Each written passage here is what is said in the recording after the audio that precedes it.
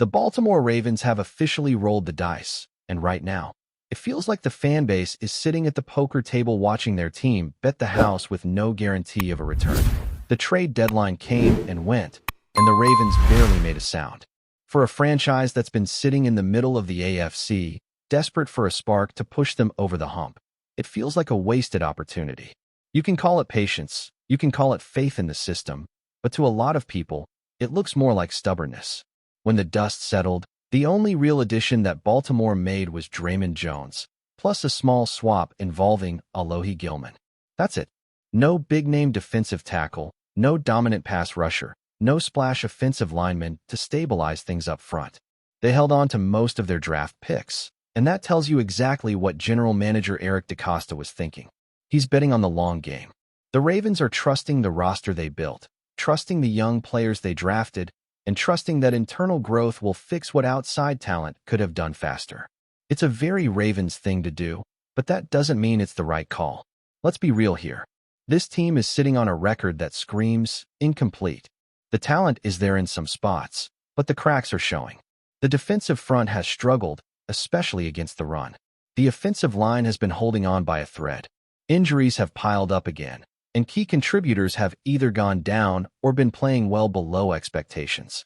When you're 1-5 to start the year, you don't get the luxury of playing conservative at the trade deadline. You go out there and fix what's broken. But instead, the Ravens doubled down on their philosophy of "our guys will figure it out." Draymond Jones is a solid pickup, no doubt about it. He's quick, he's powerful, and his tape shows flashes of the kind of disruption Baltimore desperately needs. He looked great running stunts, getting into backfields, and generating pressure against teams like the Raiders and Chargers. But asking him to be the savior of the Ravens' pass rush just isn't fair. He's a piece, not the whole puzzle. What this team needed was a player like Quinnen Williams, a dominant, game-changing force in the middle who could have transformed the defensive line overnight. Instead, they chose to play it safe, sticking with what they had, and hoping that internal adjustments would somehow make up for the talent gap. The frustrating part for fans is that this isn't a new story. Baltimore has been here before. Every year, when the trade deadline rolls around, there's talk of big names, elite players that could push the team over the top. And every year, it's the same outcome. A minor move here, a depth addition there, but no bold strike. The front office always leans on the draft, on development, on doing things the Ravens' way. That's admirable in theory, but at some point, when you've got a roster that's good but not great, you've got to be willing to take a risk. That's what makes the comparison with teams like the Philadelphia Eagles so striking. While Baltimore sits back and analyzes, Philly goes out and acts. Howie Roseman has made a career out of being aggressive, trading for stars, flipping draft picks, and taking big swings. When asked about that approach, Roseman said something that probably stings for Ravens fans to hear. You don't have great success without taking great risks. You can't be afraid to fail. And that's the thing. Baltimore has built a culture where caution is the default. They're more afraid of losing a trade than they are of losing a season.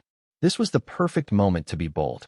The AFC North is wide open. The team had started to claw its way back into contention, and there was a window, a real window, to build momentum and solidify themselves as a threat again. Instead, they played defense with their draft picks, holding on like those selections are gold bars. But let's be honest. What good are draft picks if the players you're drafting aren't consistently hitting? The last few draft classes have been hit or miss at best. There have been bright spots like Nate Wiggins, sure, but there have also been question marks. Guys who haven't developed the way they were supposed to, injuries that keep piling up, and a level of inconsistency that just doesn't match the Ravens' old standard.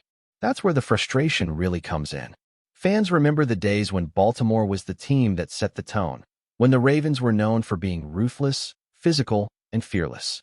Now, it feels like they've become overly calculated, almost paralyzed by their own strategy. They look at trades like gambles instead of opportunities. They'd rather keep mid-round picks for a maybe player than trade them for a proven veteran who could make an impact right now. And it's not that DeCosta doesn't know what he's doing. He's a smart guy who's made some great moves before. It's that sometimes being too smart can work against you. The other part that can't be ignored is how much this team has missed on the offensive line. Baltimore's offense used to be built around dominance in the trenches, mauling defenders, controlling the tempo, wearing teams down. This season, though, that identity's been slipping. Injuries have turned the line into a revolving door, and the chemistry just isn't there. It's one thing to say we trust our depth, but when your depth keeps getting exposed week after week, that trust starts to feel misplaced. It's hard to move the ball, it's hard to protect the quarterback, and it's hard to stay consistent when the foundation is cracked. And that's why this trade deadline felt like such a missed moment. Baltimore didn't need to rebuild the entire roster, they just needed to reinforce it. One or two moves could have made a massive difference, especially with a team that's been fighting to stay afloat. Instead, they settled for safe. They chose to preserve flexibility for the future instead of maximizing their chance to win now. And that's the kind of decision that separates good franchises from great ones. You can almost hear the logic coming from the front office. We're not mortgaging the future for one season. But at what point does that future actually arrive? Because every year feels like the same conversation. The Ravens have potential, they have talent, but they're missing something. That something could have been added this week. It could have been a disruptive force on the line, or an anchor up front, or a leader who could bring energy into the locker room. But the phones went quiet, and the opportunity slipped by.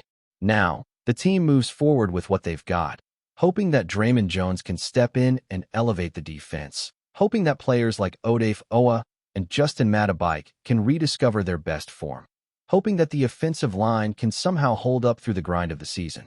Hope is a beautiful thing in sports, but it's not a strategy. And when you look around the league and see teams making bold, aggressive moves to get better, it's hard not to wonder if the Ravens' cautious approach will come back to haunt them again.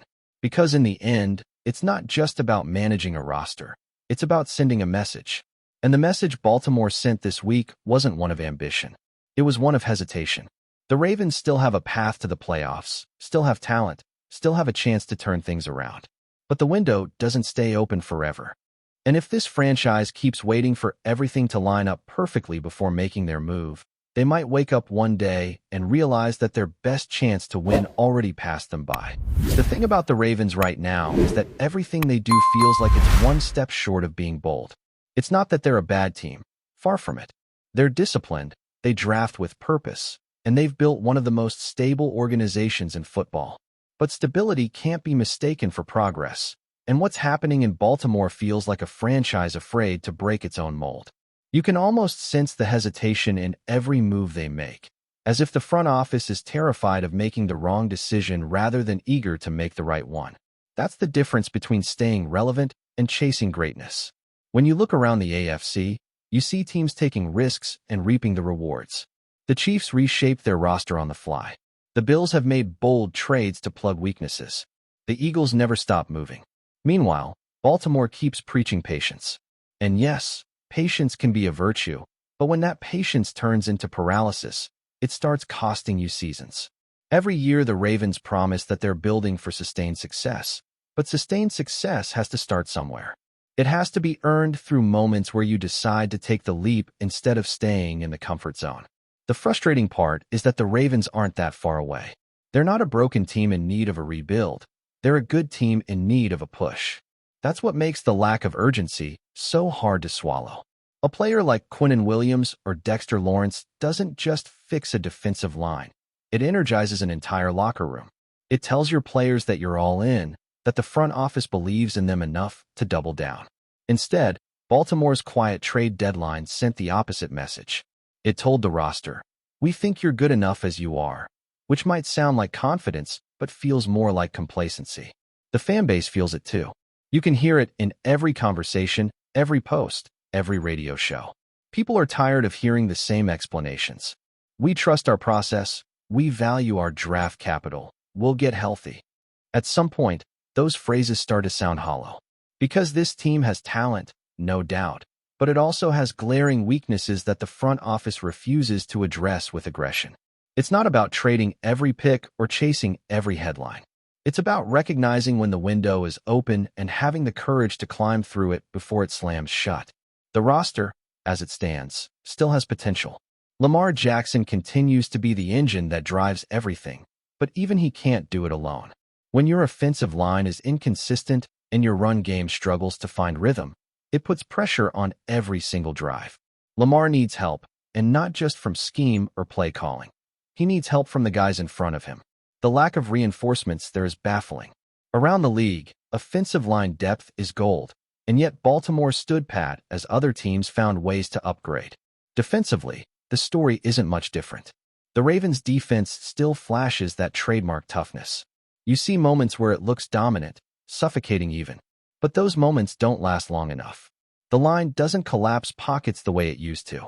The edge rush isn't as consistent. The secondary has been forced to cover for too long, and that's when mistakes happen. A defense that used to impose its will is now one that bends more than it should, and every week, it feels like they're one injury away from another collapse. And it's not like the front office didn't have chances.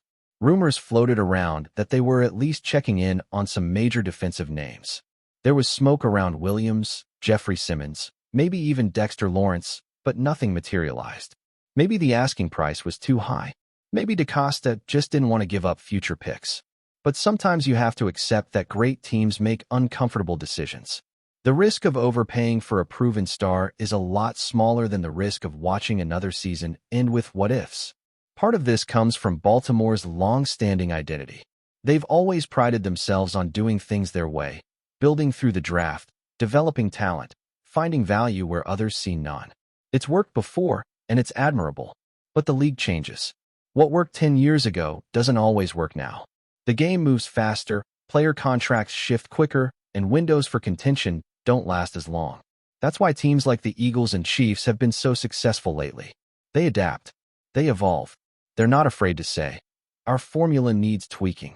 Baltimore, on the other hand, keeps relying on the same formula and expecting different results. That's not to say there's no hope. This roster still has playmakers who can flip a game at any moment. There's still enough talent for the Ravens to make a playoff run if they get hot. But it's hard to ignore the sense that they're trying to win a modern race with an old engine. You can't outthink momentum, and you can't outdraft a lack of aggression. Every championship team has moments where they decide to stop calculating and start chasing. Baltimore hasn't had one of those in a while. Even the way the front office talks about trades shows the contrast. Howie Roseman says he doesn't want to live with regret. DaCosta sounds like he's trying to avoid mistakes. One philosophy pushes forward, the other plays defense. And while it's easy to admire discipline, discipline without daring rarely leads to championships. Before we dive in, don't forget to hit that subscribe button and give this video a thumbs up. Your support keeps us bringing you the latest news on the Baltimore Ravens. And hey, drop your take in the comments below. We want to hear from the flock. Breaking news is rattling the NFL landscape. ESPN has just reported that Matthew Judon, one of the league's premier pass rushers, is set to join the Baltimore Ravens. While the announcement has yet to be officially confirmed by the team, sources suggest that the move could inject a new level of intensity into Baltimore's defense, a unit already known for its ferocity under head coach John Harbaugh. For months, speculation has swirled around Judon's future. After an impressive run with the New England Patriots, where he consistently ranked among the league leaders in sacks, the defensive end has been at the center of countless trade and free agency rumors. Fans and analysts alike have debated where a talent like Judon could make the most impact, with teams like the Packers, Raiders, and Chiefs reportedly circling. Yet it seems the Ravens have swooped in with a deal that could redefine their defensive strategy. Sources close to the situation hint that the move was as much about chemistry as it was about skill. Judon's relentless motor and ability to pressure quarterbacks from multiple angles could mesh perfectly with Baltimore's existing defensive schemes. With the likes of Marlon Humphrey and Roquan Smith already commanding attention, adding Judon could make the Ravens' front seven one of the most feared units in the league. The timing of this potential acquisition is particularly intriguing. As the NFL offseason heats up, Baltimore appears to be sending a clear message. They are serious contenders, and they are willing to make bold moves to maintain that edge. Social media has already exploded with reactions. Ravens fans are buzzing with excitement, imagining Judon wreaking havoc on opposing quarterbacks at M&T Bank Stadium. Meanwhile, rival fanbases are bracing for impact, knowing that facing a Ravens defensive line featuring Judon could be a daunting proposition in the upcoming season. Of course, all eyes will be on how this rumored signing translates on the field. Judon is known for his explosive speed, sharp instincts, and uncanny ability to disrupt even the most carefully orchestrated offensive plans. If the deal comes through, the Ravens could be looking at a season defined by defensive dominance, and Judon may quickly become the player that opponents fear the most. Until official confirmation arrives, however, the NFL world will continue to speculate and savor every bit of this tantalizing rumor. That's it for this update. If you enjoyed the video and want to stay in the loop with exclusive news on our Baltimore Ravens, make sure to subscribe and hit that like button. We'd love to hear what the flock thinks. Drop your thoughts in the comments. See you in the next one.